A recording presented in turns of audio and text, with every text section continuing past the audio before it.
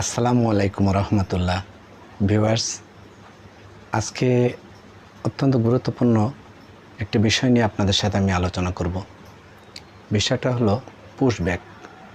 আমরা পুশব্যাক শুনেছি, অর্থাৎ বর্ডারে বিভিন্ন লোকদের বিভিন্ন সময়ে সুযোগ বুঝে ভারতীয় আধাসামরিক বাহিনী অর্থাৎ বিএসএফ তারা বাংলাদেশি বলে ভারতীয় অথবা অন্য কোনো দেশের বিশেষ করে মায়ানমারের রোহিঙ্গা এদেরকে পুশব্যাক করে শুনেছি।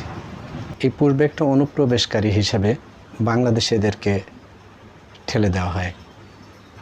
আমরা এটার ঘোর প্রতিবাদ জানাচ্ছি। যদি সত্যিকার অর্থে সেটা পুশব্যাক হয়, অর্থাৎ বাংলাদেশি নাগরিক হয়, তাহলে আমাদের কোনো আপত্তি নেই। সেটা অবশ্যই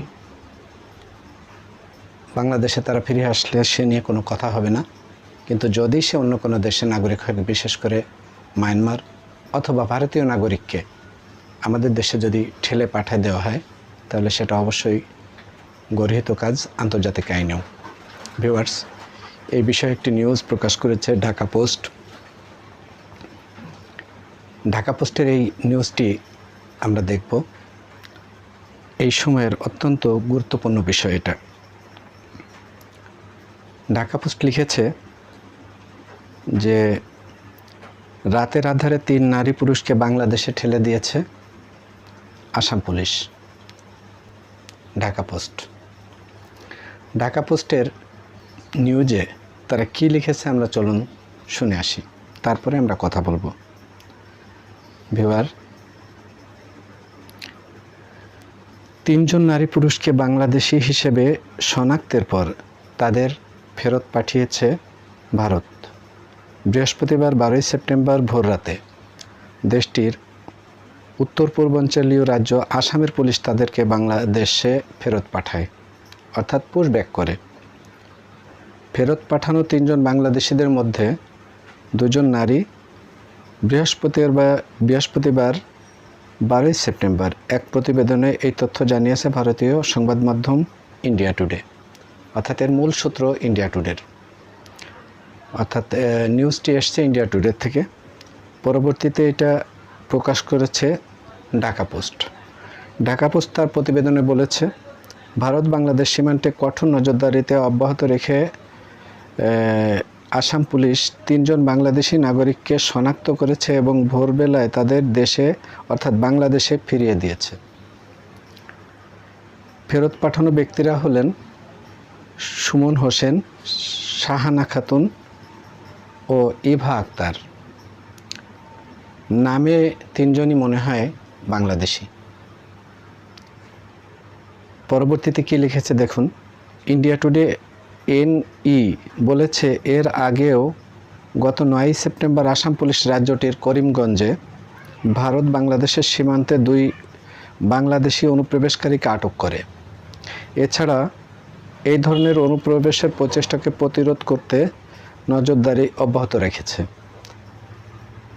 সেই 2 অনুপ্রবেশকারীকে শাহাদত এবং প্রিয়াঙ্কা গাইন হিসেবে শনাক্ত করা হয়েছে। খবর পেয়ে পুলিশ সেই 2 জনকেও আটক করে সফলভাবে সীমান্তের ওপারে বাংলাদেশে ঠেলে দেয়। এ বিষয়ে তদন্ত শুরু হয়েছে এবং পরবর্তী প্রক্রিয়া চলছে। এর আগে গত সপ্তাহেও একইভাবে আসাম পুলিশ কয়েকজন বাংলাদেশিকে গ্রেপ্তার এবং ভোরবেলা তাদের পুশব্যাক করেছিল। তারা হলেন আফরোজা জহিরুল সর্দার, Tumpa Haque, Hriday Pakhi, Lakshmipur Akter. India Today NE তার প্রতিবেদনে দাবি করেছে, করিমগঞ্জ পুলিশ গভীর রাতে অভিযান চালিয়ে আসামের অবৈধভাবে প্রবেশের চেষ্টারত 3 বাংলাদেশি নাগরিককে আটক করে বিতাড়িত করেছে। মোহাম্মদ জুবায়ের শেখ, জুয়েল শেখ এবং রুমা খাতুন নামে চিহ্নিত ওই 3 ব্যক্তিদের আটকের পর 28 আগস্ট সীমান্তের ওপারে বাংলাদেশে ঠেলে দেয় বলে বলা হয়। ভিউয়ার্স, এইভাবে প্রায়শই দেখা যায় যে ইন্ডিয়া বাংলাদেশ সীমান্তে বিএসএফ তাদের বিভিন্নভাবে আটক করে আমরা জানি না তারা সত্যিকার অর্থে বাংলাদেশের নাগরিক কিনা। যদি বাংলাদেশি নাগরিক হয় তাহলে পরে অবৈধভাবে অনুপ্রবেশের দায়ে তারা দোষী হতে পারে, তাদের জেল জুলুম বা অন্য কোনো শাস্তির ব্যবস্থা হতে পারে।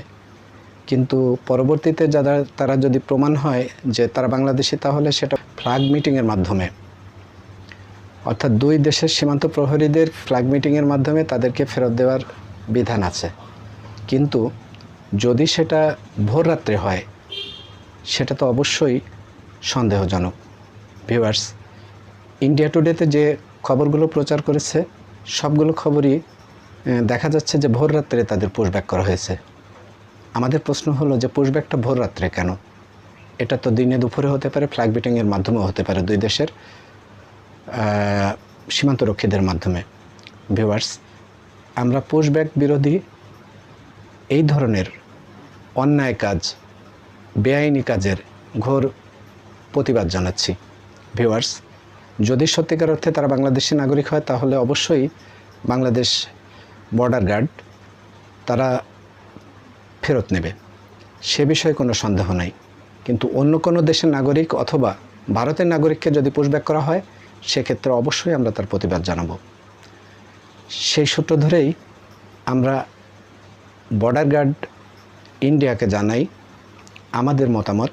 সেটা হচ্ছে যে আপনারা যদি এই ধরনের কোনো ব্যক্তিকে অবৈধভাবে ইন্ডিয়াতে যাওয়ার সময় যদি আটক করেন, তাহলে অবশ্যই তাদেরকে ফ্ল্যাগ মিটিংয়ের মাধ্যমেই হোক অথবা আলোচনা করেই হোক ফেরত দিবেন বাংলাদেশ বিজিবির কাছে। তারপরে তাদের আইনগত ব্যবস্থা তাদের বিরুদ্ধে বিজিবি নেবে। কিন্তু কোনো অবস্থাতেই বেআইনিভাবে ভোর রাত্রে না বলে কাউকে বাংলাদেশ সীমান্ত অতিক্রম করানো এটা অনুচিত হবে। এই ধরনের কাজ থেকে আপনারা বিরত থাকবেন। ভিউয়ার্স, বিষয়টি অত্যন্ত উদ্বেগজনক। সেই কারণেই আমরা বলছি যে এই ধরনের কাজ থেকে ইন্ডিয়ান কর্তৃপক্ষদের অবশ্যই আমরা অনুরোধ করব যে আপনারা এই ধরনের কর্মকাণ্ড থেকে বিরত থাকবেন। ভিউয়ার্স, আজ আর নয়, যে যেখানে আছেন, যদি আপনি এই চ্যানেলে নতুন হয়ে থাকেন তাহলে চ্যানেলটিকে সাবস্ক্রাইব করে বেল বাটনটি অন করে দেবেন এবং আমাদের সাথে থাকবেন। এই ধরনের নতুন নতুন খবর, নতুন নতুন নিউজ আপনাদের জানার জন্য আমরা সবসময় তৎপর আছি। আমরা আপনাদেরকে জানাবো সাথে সাথেই।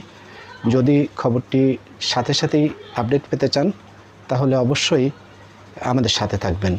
যে যেখানে আছেন ভালো থাকবেন। আপনাদের শুভকামনায় আবারও এখানেই থামছি। আবারও দেখা হবে নতুন কোনো জায়গায়, নতুন কোনো স্থানে, নতুন কোনো বিষয়ের উপরে। ভালো থাকবেন সবাই।